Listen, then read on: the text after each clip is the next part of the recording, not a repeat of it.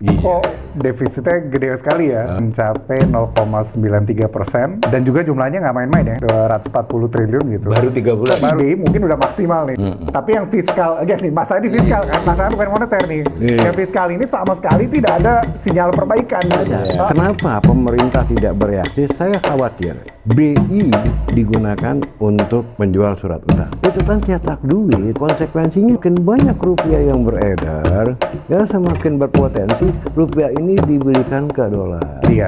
Gitu. Akhirnya dolarnya melembung. Gitu. Sudah jelas World Bank itu memperlihatkan hampir seluruh dunia itu downgrade pertumbuhan ekonominya. Artinya nggak perlu malu kita kan. Banyak negara yang didiskonnya lebih dari kita. Ini kesempatan untuk memberikan penjelasan yang persuasif, bukannya malah nggak terima.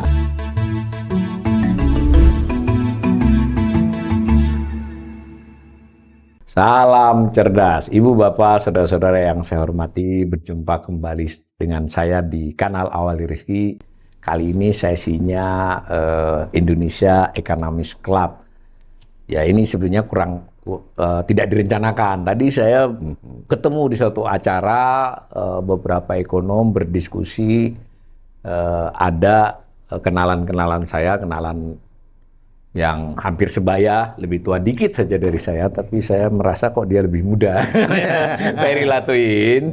Kemudian ada yang generasi di bawah saya yang temennya bapaknya almarhum teman saya, Mas Dipo. Tapi kedua-duanya ini menurut saya fenomenal lah di 1-2 bulan terakhir ini. Pendapatnya kita bisa lihat, kemudian di tulisan juga ada, di YouTube juga ada. Nah, yang kali ini saya benar-benar lihat tadi di bisnis.com ya, tulisannya Dipo Satria namanya ini, Dipo Satria Ramli. Jadi udah bisa ditebak bapaknya siapa ya.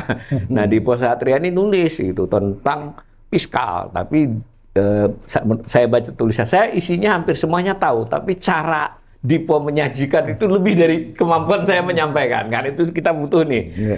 Apa itu sih konten utama dari sorotan Mas Dipo di artikel itu tentang fiskal? Iya, makasih Pak Wali, jadi nggak enak nih. Iya, jadi tulisan itu memang reaksi terhadap pengumuman hasil APBN Maret sih Pak. Jadi APBN Maret baru keluar minggu lalu, kayaknya di acara DPR ya kalau nggak di acara DPR. Kayaknya pengamat banyak yang kaget, kok defisitnya gede sekali ya. Jadi defisitnya itu mencapai 0,93% dari PDB. Dari PDB, jadi itu udah hampir sepertiga dari jatah kita batas undang-undang 3%. Gitu. Dan juga jumlahnya nggak main-main ya, 240 triliun gitu. Baru 3 bulan? Baru 3 bulan. Jadi ya banyak kekecewaan ataupun juga mungkin concern ya. Concern karena sampai Maret itu kan kita belum termasuk perang Iran ya. Jadi ini belum termasuk baru dikit lah. Baru harga minyak, plus di bulan Maret kita ada lebaran. Jadi lebaran kan udah disiapin berbulan-bulan sebelumnya ya untuk apa sih logistik, apa subsidi transport segala. Jadi wajar kalau Maret angkanya baik. Tapi itu pun defisitnya cukup tinggi. Iya kan, kalau pemerintah dia bilang ini kita front loading lah, kita front loading belanja karena tahun-tahun sebelumnya kita triwulan 1 nggak pernah terlalu agresif, jadi kita mau front loading. Tapi kok aneh pas kita ngelihat kayak di lain sisi banyak kementerian-kementerian dia kok tetap minta tambahan jatah gitu, tetap minta tambahan budget gitu ya kan. Di ini dia mau ini, jadi cukup aneh gitu. Walaupun sebenarnya alhamdulillah ya kita pendapatan pajaknya naik 10%. Tapi biaya beban belanjanya kita naiknya 30%, jadi jauh lebih tinggi dibandingkan itu. Jadi itu ya, menurut saya yang paling concern itu adalah soal defisit dan ini sebelum perang Iran. Ya kan? Jadi, dampak perang Iran belum tercatat di dalam APBN ini. Jadi kita kayak saya kan sekarang join core itu kita sempat ngitung tuh kalau misalnya rupiah 17.000 lalu harga minyak $105. Itu defisit kita 3,6. Udah pasti. Jadi sebelum akhir tahun kita udah pasti kena hit 3% gitu. Ya kan. Terus si pemerintah Pak Purbaya lah specifically dia bilang, oh ya nih karena yang penting kita bisa pakai saldo anggaran lebih. Iya kan. Dimana itu juga aneh ya solusi saldo anggaran lebih karena kan itu perlu persetujuan DPR dan nggak harus semena-menanya bisa dipakai buat beli minyak gitu walaupun ini lagi kondisi kondisi seperti ini gitu. Dan yang paling mengkhawatirkan lagi menurut saya yang 0,9% itu pemeringkat rating kan Moody's dan Fitch udah kasih warning ya. Iya, sebelumnya. Sebelumnya awal tadi udah downgrade outlook kita jadi negatif. Dan biasanya kita ada 18-24 bulan sebelum si sovereign ratingnya sendiri turun. Pas MSCI kan pasar modal kita lumayan cepet ya. Udah ganti manajemen, IDX, lalu OJK juga ada peraturan, ada banyak perubahan. Ya, tapi upaya preload dipenuhi. ya banyak yang dipenuhi. Tapi yang buat Moody's sama Fitch sama sekali belum ada yang dipenuhi sampai hari ini. Ya kan semua concern Moody's dan Fitch. Ya kan dan dengan kita menhit 0,9%. Itu seakan-akan kita mengkonfirmasi kekhawatiran si Moody's dan Fitch ini gitu kan. Karena kan fiskal sempit itu salah satu yang mereka khawatirkan kan. Jadi dengan angka ini kita secara tidak langsung kita mengkonfirmasi bahwa kekhawatiran mereka itu ada betulnya gitu. Jadi ini harus diperhatikan dengan benar-benar ya oleh pemerintah. Udah mulai harus ada sense of urgency bahwa kita harus benar-benar serius ngatur si fiskal ini lah. Gitu sih Pak. Itu coba saya lihat judulnya ada ilusi fiskal. Oh iya, jadi apa itu ilusi fiskal itu buat netizen kita ini? Oh iya, jadi kalau artikel sendiri memang fokusnya adalah soal disiplin fiskal. Iya. Mengenai disiplin fiskal. Jadi kita bisa lihat ya si tahun ini atau semenjak ya tahun-tahun sebelumnya udah ya, tapi zaman Pak Prabowo ini kita tidak terlalu mengikuti rencana kita sendiri. Ya kan, kita tidak terlalu mengikuti. Tidak konsisten lah ya. Tidak konsisten dengan rencana Tidak kita disiplin. sendiri, tidak disiplin. Oh tiba-tiba ada proyek gentanisasi, yuk jalan. Ada proyek ini, yuk jalan. Gitu. Dan itu sangat terlihat di planning kita dan realisasi yang terjadi gitu. Walaupun ketika di DPR kan Kemenq dia bilang, oh ya kita disiplin. Ya kan kita tetap aman, kita tetap disiplin. Tapi justru kalau kita melihat dokumen-dokumennya, itu terlihat kita tidak disiplin gitu dengan cara kita pengelolaan yang malah seakan-akan terlihat ugal-ugalan. Dan ini menurut saya bikin banyak pelaku ekonomi dan pasar makin nervous ya mengenai fiskal kita gitu. Ya, itu juga kelihatan di rupiah ya. Iya, dari rupiah juga. Bagaimana rupiah market bereaksi. Market itu bereaksi kalau menurut saya sih tidak terlepas dari ketahanan fiskal kita. Ini yang diceritakan. Nah, kita lihat juga nanti, kalau nggak salah yield obligasi kita ya, SBN 10 tahun tuh kalau nggak salah udah di atas 7% loh. Jadi walaupun, kalau menurut aku ya Mas Dipo ya, walaupun Mas Dipo tadi katakan menunggu 2 tahun ya untuk di downgrade ya kan, aku rasa biasanya 2 tahun itu kan bisa dipercepat juga kan. Bisa juga dipercepat tergantung kondisinya ya, parah tambah parah atau enggak gitu ya. Tapi terlepas dari itu, pasar pun bisa menghukum duluan. Betul. Sebelum rating ya. Sebelum rating pasar sudah menghukum. Pasar sudah menghukum duluan. Nah kita lihat bagaimana biasanya kalau setiap kali auction, misalnya 3 kali lipat, saya menawarkan 100 gitu kan, pemerintah butuh 100, 300 yang bidding gitu kan ya. Tapi sekarang kalau bisa 100 aja bagus loh. Iya kan, artinya apa? Butuh 100, 110, jadi 1,1. Artinya apa?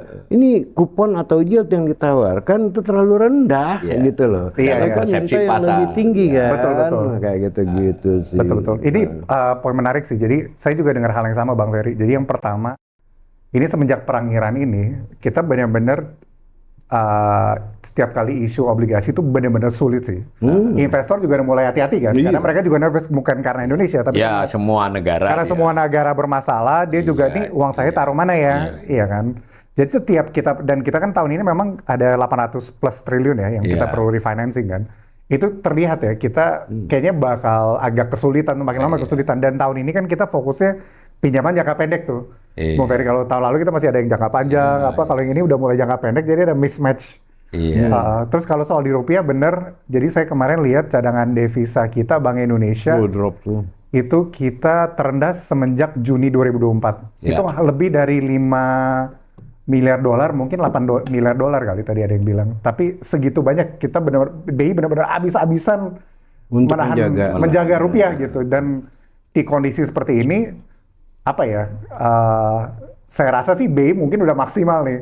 Tapi yang fiskal, nih masalah di fiskal kan, masalahnya bukan moneter nih. Yang fiskal ini sama sekali tidak ada sinyal perbaikan.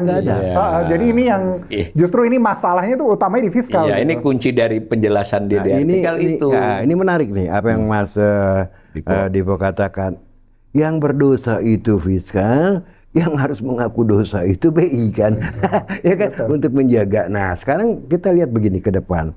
Kenapa pemerintah tidak bereaksi? Saya khawatir pemerintah tidak memberikan respon apapun juga soal semua santai. Saya khawatirnya nanti BI digunakan untuk menjual surat utang. Iya. Artinya apa? Oke, nggak ada orang lain yang mau beli surat utang kita, kan ada BI. Ya, Nah, kalau BI sampai disudutkan untuk membeli surat utang negara, itu kan cetak duit. Ya, ya. Nah, konsekuensinya apa dari cetak duit? Simple, Mas. Kembali ke the basic equation, ya kan?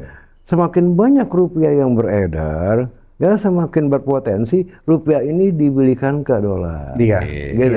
Akhirnya dolarnya melembung, gitu kan?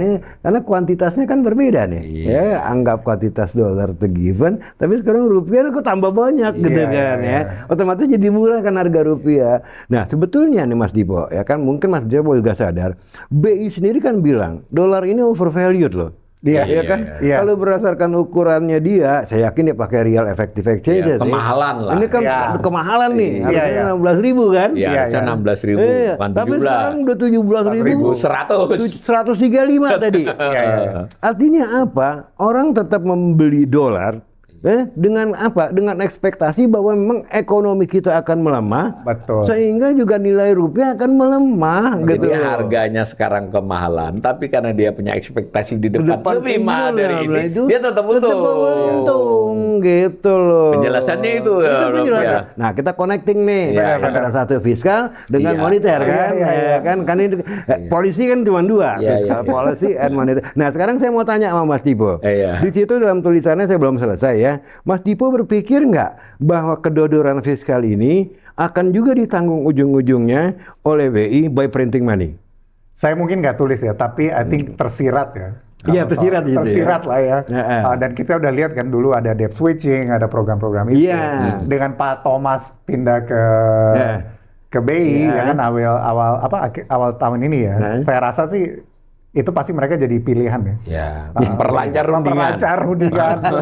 Saya rasa ya, kan dia bilang untuk mempererat kolaborasi antara Iya. fiskal dan moneter. Tapi Tapi bahaya itu loh. artinya apa? Itu kan kemungkinan.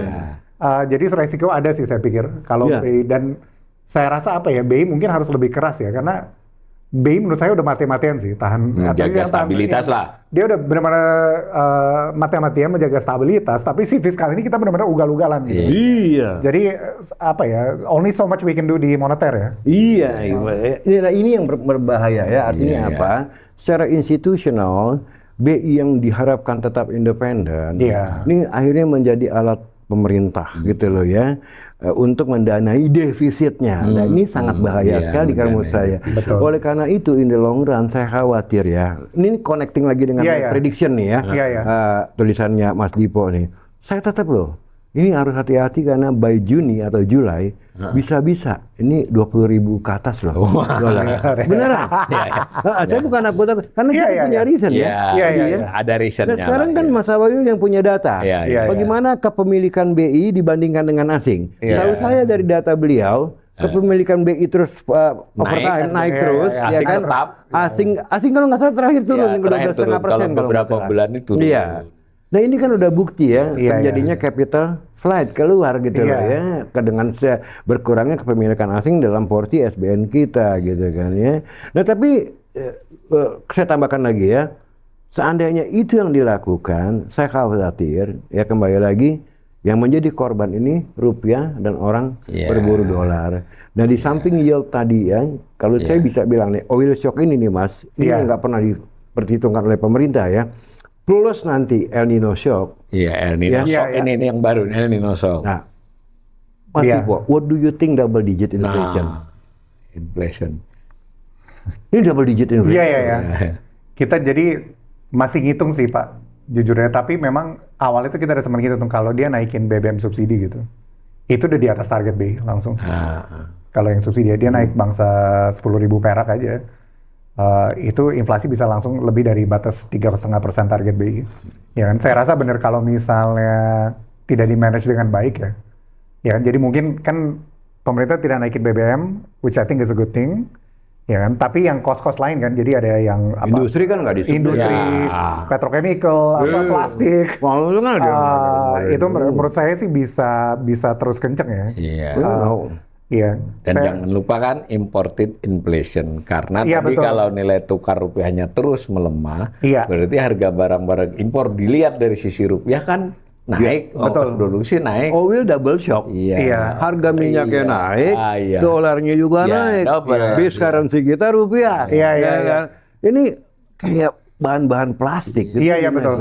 100% loh bos. Iya, iya. Iya kan, belum lagi bahan-bahan yang lain gitu kan ya. Dan plastik kan boleh dibilang multiple user nih. Iya, iya. Ya, dari istilahnya dari apa tuh botol-botol plastik ke kemasan plastik ya kan, sampai ke kemasan minyak apa tuh minyak goreng. Iya, Itu iya, kan iya, semua plastik semua tuh ya kan. Iya. Mungkin ya Chandra Asri juga mungkin dia bilang Benar. Jadi Iya.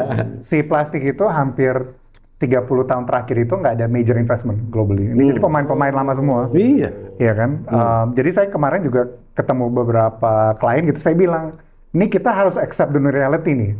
Reality bahwa rupiah di 17.000 saya bilang, iya kan? Dan harga oil kalau saya bilang mungkin di $80. At least buat internal itu udah itu fix. Kalau masalah nanti spot di mana akhir tahun itu of course bisa lebih tinggi.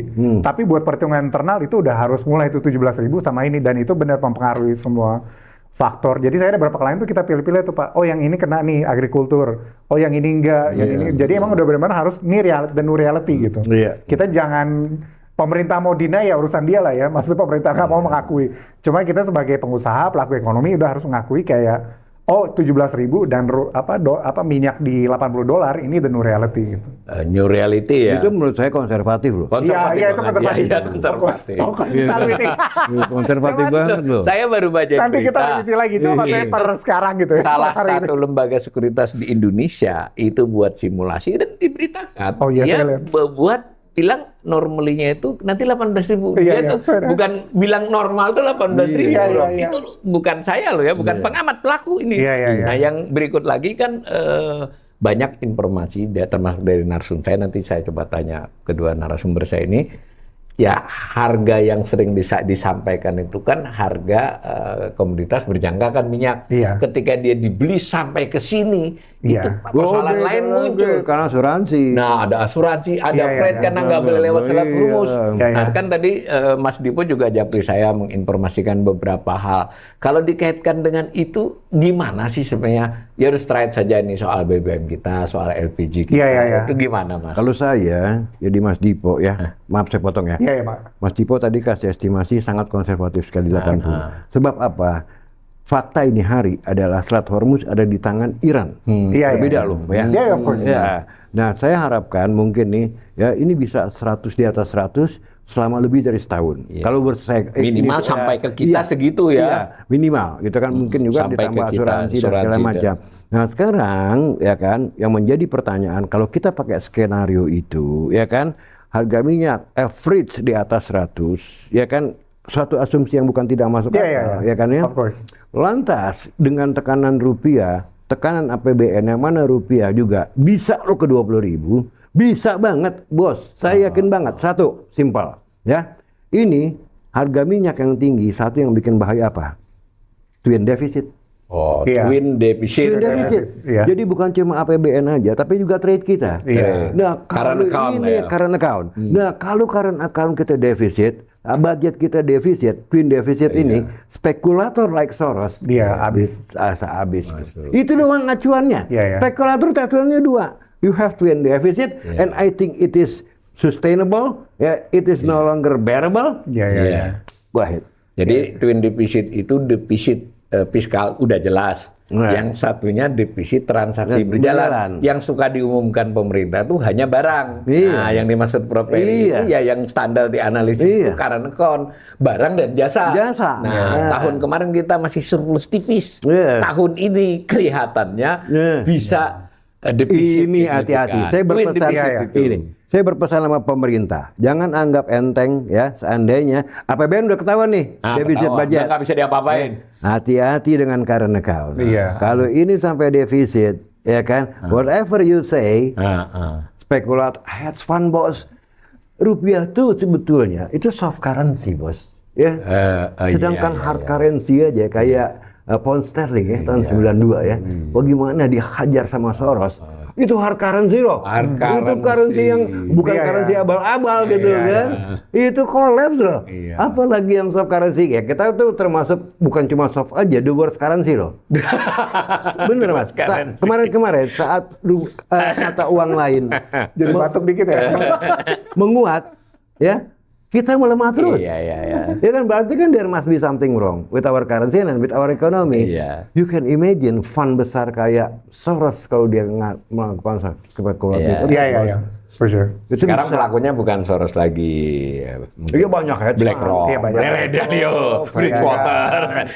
Itu sekedar penyebutan nama aja, tapi mereka nggak bisa disalahin juga karena urusan mereka profit taking kan itu. Bener nggak saya dapatnya? Lucunya gini nih orang kita nih, ya kan? Dia pelaku. Ada beberapa YouTuber lah yang mengatakan yang mengutuk mereka. Lu salah. Mereka itu sebetulnya sebagai hakim. Iya. Ya kan? Iya. Sebagai hakim, men, lu urus ekonomi lu dengan baik. Iya, ya kan iya, nih? iya. Sebab kalau lu ugal-ugalan seperti istilah Iya, Mas iya, Diko iya. tadi, nih gue nih hakimnya nih. Ya kan selesai loh. Iya. Jadi bagus ada Iya, ada sebenarnya. jangan Jangan buruk muka cermin dibelah dipecahkan Nah, gitu bener nggak? Iya. Ini Yang disalahin suruh minta maaf. Iya. Iya. Tapi semuanya disalahin Nah, Pak Ahmad ya. Saya Iya, kembali semuanya. garis bawah Oh, iya. nih yang dari Mas Dipo tuh. Jadi kalau kaitannya dengan ya sebutlah tanda petik ketahanan energi, Iya, iya. ketahanan fiskal dan juga diingatkan currency tadi Mas Dipo iya. melihatnya Iya. gimana? Jadi kita perlu ingat ya, sebelum perang Iran pun kita udah ada masalah fiskal. Iya, betul. Jadi to be very clear, Iya. to be very clear ya. Sudah terlepas- punya masalah currency. Iya, udah di downgrade. Iya. Udah di downgrade udah Iya, sebelum perang udah terlepas perang downgrade-nya. gitu. Jadi Iya. in konteks dulu ya. Lalu yang kedua, jadi benar saya kemarin ada diskusi sama Dewan Energi Nasional gitu, ada acara kebetulan dia banyak sharing lah. Jadi yang pasti yang pertama dia cerita banyak hal lah, tapi mungkin key point-nya aja. Jadi yang pertama dia cerita soal cadangan. Yang cadangan 20 hari memang sepertinya sih kita selalu bisa penuhin ya. BBM ya. BBM, makanan. jadi mungkin pertama BBM subsidi sih nggak bakal dinaikin. Itu kayaknya udah cukup fix. Non subsidi pasti sesuai pasar, masalah kapan dan berapa itu nanti. Ini belum ya, masih di keep ya. Karena mereka juga tahu kalau misalnya harga non subsidi, jadi Pertamax, Dex dan macam-macam, kalau dia terlalu tinggi, takutnya orang pindah ke BBM subsidi, ke Pertalite tadi nih. Jadi dia pun tahu. Jadi kalau dia harus naikin bertahap. Itu yang pertama. Dia nggak bisa naikin terlalu tinggi, selalu ngikutin pasar spot brand tuh nggak mungkin. Karena takutnya orang semua pindah ke subsidi makin berat. Lalu yang kedua soal cadangan, sepertinya kita sih akan selalu dapat, tapi memang penantang. Ya kan, jadi kita dapat. Jadi pertanyaan tapi di harga berapa dan kapan di deliver? Ya kan, jadi Ini dua ya, hal. kapan di deliver ini persoalan serius Iya, ini. jadi kan sekarang dia udah melihatnya nih seller market nih. Ya kan, jadi benar-benar si penjual yang menentukan harga. Jadi dia cerita, ini sudah mungkin begitu. unofficial ya. Jadi kita beli dari Australia gitu, udah di jalan. Tiba-tiba tengah jalan ada yang ngebidding lain, negara lain. Pindah kapalnya gitu. Jadi Malah terjadi. Bisa begitu ya sudah. minggu lalu Karena si terjadi. seller berkuasa ini. seller berkuasa. Minggu lalu terjadi Mas, ada beritanya dari Singapura udah masuk shippingnya perairan Indonesia ditarik lagi. Iya. Nah bisa jadi kasus ini. Jadi kasus bidding ini benar-benar ongoing terus. Nah, Iya. di Pertamina itu tuh kita masih jadul tuh prosesnya. Jadi masih pembuka ada pengadaan, tolong bidding gitu sejam. Tapi karena kita lama prosesnya, kadang-kadang di awal ada yang ngebid, pas di terakhir, pas ditutup, udah kebeli lagi. Jadi satu di proses di Pertamina ini banyak masalah juga. Lalu kedua proses di Pertamina yang sedikit masalah karena di APBN kita disetujui di $70. Iya. Nah, kita membeli di harga spot 100-105, itu Pertamina sebenarnya ada concern dari manajemen Pertamina. Karena dia membeli di atas harga yang ditentukan oleh APBN itu, ya kan? Dan karena pemerintah kita belum mengakui kita ada krisis energi, jadi kita belum ngakuin kita krisis nih secara Betul. hukum. Iya. Kalau misalnya kita mengakui ada krisis energi, mereka boleh beli bebas on the spot. Kalau ini mereka harus minta persetujuan. Harus minta persetujuan. Nah itu jadi si abu-abu ini bikin kita lelet juga mencari cadangan. nih. Iya kan? Harus Karena ada minta resiko di manajemen memang. Iya dong, bisa jadi temuan dia. Iya namanya Indonesia ya. Iya, iya. Iya kan?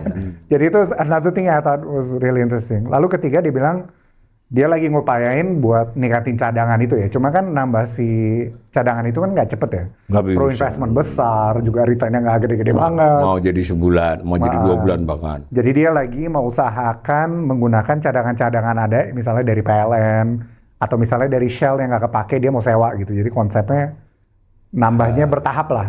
Jadi nggak langsung dia target mau ke 100 hari kok. Ini untuk BBM atau tambah sama LPG? Dua-duanya gitu. Jadi itu satu-satu yang ini. Konon katanya LPG lebih pendek harinya. Katanya betul, tapi kita nggak bisa kita lihat ya. Saya nggak bisa konfirmasi ya itu mungkin. Tapi infonya begitu ya, lebih pendek. Tapi dari mereka pun mereka ngerti resiko paling besar kembali lagi adalah ke fiskal dan Pertamina. Jadi jadi dari pom bensin tadinya kita nggak naik, ya kan BBM subsidi gitu. Cuman kenaikan itu tetap dirasakan di APBN dan di Pertamina. Pertamina sekurang-kurangnya dilunasinya lama kan. Betul. Nah itu jadi satu lagi ya. Jadi ada telat payment. Dari ini si Pertamina ini pun sudah lumayan begas. Saya sendiri belum buka keuangannya ya. Tapi ada yang bilang ke saya kalau misalnya terus-terusan itu mungkin cuma 6 bulan aja kuatnya. Kalau tanpa injeksi dan antara ya, tapi pasti dapat kan? Pertaminanya ya. Pasti dapat kan injeksi dan antara atau APBN. Tapi intinya kayaknya dari cadangan ini kita pasti dapat. Iya. Ya kan, karena kita telan si harga kan.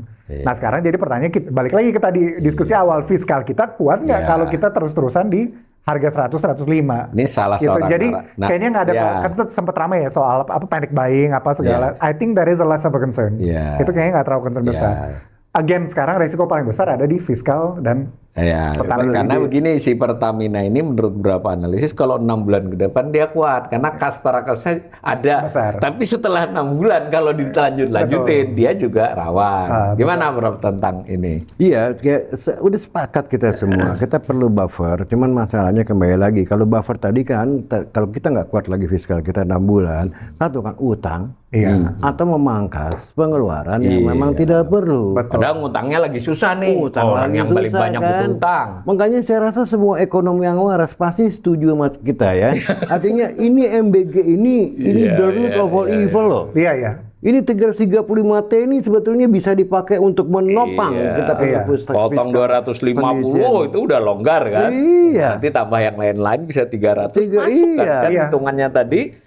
Kalau disimulasi 3,6 itu kan kalau 3 itu kurang lebih 750, diulang 1000 tuh. Iya, berarti kan cari 300 saja tuh dari rencana 700. Kan masuk MBG potong 250, 50-nya disisir. Ada alutsista, ada apa. Masuk. Dan MBG dengan budget dipotong 250 triliun masih banyak. Masih banyak. Iya, cukup itu paling rasional lah ya. Untuk sampai akhir tahun. Gak perlu beli motor itu kali ya.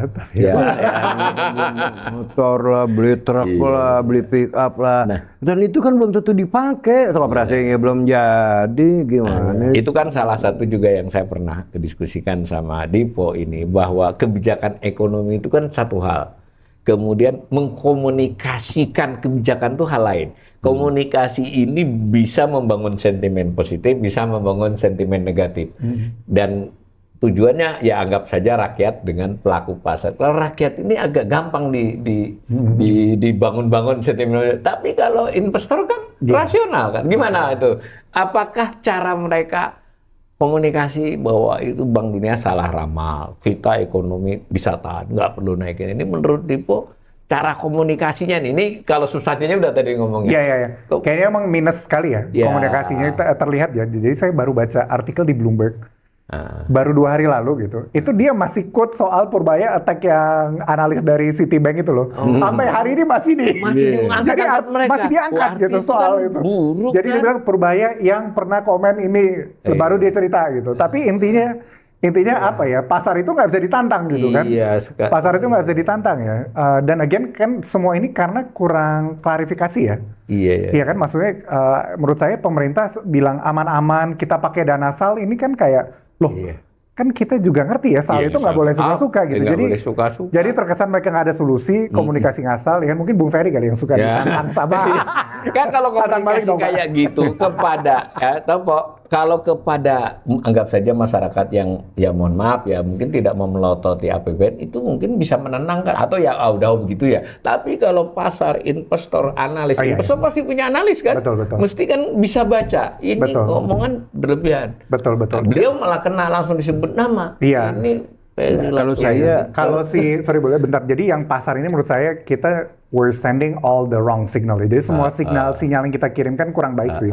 Jadi kelihatan kita fiskal 0,9% itu confirm. Kita komunikasi kayak tidak ada solusi. Dan yang lebih ini lagi menurut saya soal BI sih. Karena kalau investor itu dia pasti melihat BI sebagai titik ini ya, Rem lah ya. sebagai rem gitu kan, Rem stabilisasi terhadap segala. Dengan BI stabilisasi. mengeluarkan cadangan devisa yang begitu besar, 8 miliar tuh selama 3 iya, bulan maksudnya katanya. pasar itu kan nggak bisa diadu ya. Mereka kan kalau lo lawan ya dia makin makin gila gitu Duitnya kan. lebih banyak dari Dia, BI. iya, dia malah makin makin goyangin gitu, malah Karena apa? Dilawan justru dolar jadi Bahkan murah. bener. Orang malah memburu gitu loh. Kalau dilepas kan dolar mahal, orang mungkin stop gitu. stop. Ini hukum ekonomi nggak bisa dilawan loh, supply and demand gitu kan ya. Iya. Nah, kembali lagi ke Dipo tadi, yang menjadi juga sama pertanyaan sama saya, sampai saat ini bukan memberikan jawaban yang positif, malah tiap kali orang melakukan assessment kayak Bank Dunia, dia bilang, wah ini salah nih, kamu berdosa nih Bank Dunia. Moody's iya, juga digituin dulu, lu nggak ngerti fundamental lu nggak ekonomi bisa Indonesia. fundamental, ya kan? Nih Bank Dunia harus minta maaf di akhirat nanti nih, kan gitu, kan lucu kan ya.